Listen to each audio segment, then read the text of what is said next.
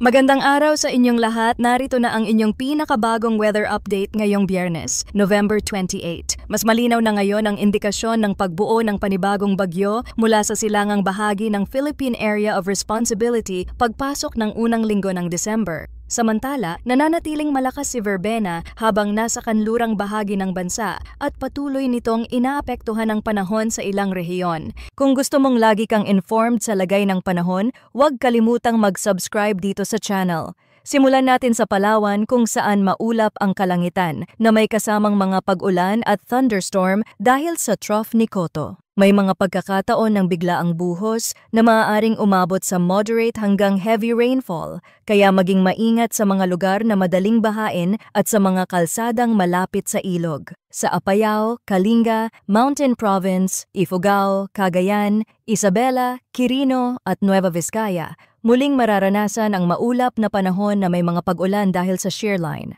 Madalas itong nagsisimula sa mahinang ulan sa umaga bago lumakas bandang hapon kapag naging mas aktibo ang hangin. Sa Ilocos Region, Batanes at natitirang bahagi ng Cordillera, ang amihan ang magdadala ng dulot na ulan. Madalas itong mahinang pag-ulan pero maaaring sumabay ang malakas na hangin sa ilang lugar. Sa Aurora at Quezon, ang easterlies ang magpapalakas sa mga ulap na maghahatid ng thunderstorm lalo na sa hapon at gabi. Para naman sa Metro Manila at karamihan ng bansa, partly cloudy to cloudy skies ang dominante ngunit may tsansa pa rin ng thunderstorm na maaaring magdulot ng biglaang pagbaha lalo na kung sabay-sabay ang buhos. Ngayon dumako tayo sa inaabangan ng marami, ang bagong sistemang maaaring maging bagyo sa unang linggo ng December. Ayon sa pinakabagong datos, sa pagitan ng Tuesday, December 2 at Thursday, December 4 ay inaasahang lilitaw ang disturbance na posibleng pumasok bilang tropical cyclone. Sa European model, malinaw ang galaw nito pa west hanggang pa southwest,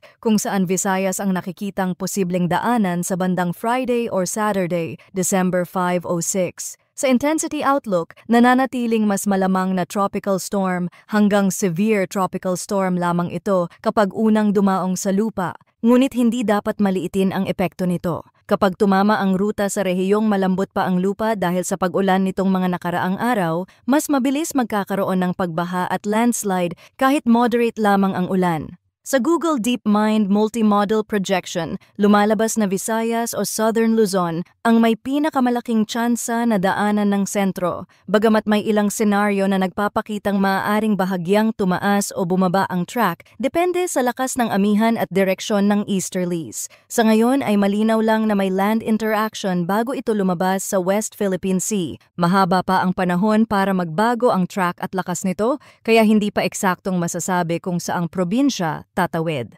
Tandaan na bawat bagong batch ng data ay maaaring mag-shift sa forecast direction, kaya mahalaga ang tuloy-tuloy na monitoring. Manatili tayong maingat at alerto habang papalapit ang December at patuloy na tumutok para sa mas detalyado pang update.